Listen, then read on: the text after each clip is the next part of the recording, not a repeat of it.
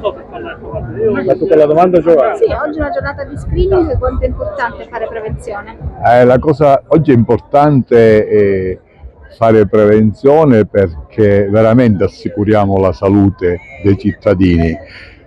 Noi che come Ordine dei Medici, che siamo i garanti della salute del cittadino, votiamo queste giornate e siamo felici oggi che Agrigento è la sola città dove avviene questa giornata di screening sulla prevenzione di alcune patologie, di alcune malattie. Infatti chi si sottopone a questo screening avrà fatto un esame della glicemia, un esame del colesterolo, un tracciato elettrocardiografico, una misurazione della pressione, che possono essere importanti per far emergere qualche patologia di cui il paziente è affetto.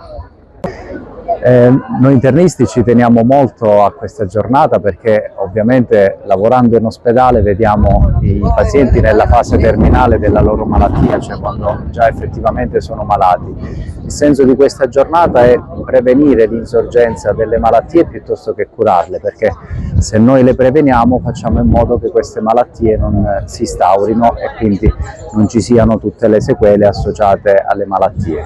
Questo è il senso di questa giornata. Giuseppe Lofaro, presidente regionale Fadoi. Fadoi rappresenta una società scientifica che ha la sua maggiore attività sulla informazione e formazione. Oggi è la giornata delle informazioni sulla prevenzione per le patologie cardiovascolari, obesità, diabete, fumo. L'importanza della formazione e dell'informazione è fondamentale affinché si abbia un miglioramento della qualità di vita da parte dell'utente. Oggi è una giornata, su questa giornata si fa in tutta Italia, si è scelto in Sicilia di farla qui ad Agrigento, dove c'è una grande partecipazione da parte dei colleghi, degli infermieri che lavorano sul territorio e anche da parte degli utenti. Si fanno dei test per valutare e fare prevenzione primaria.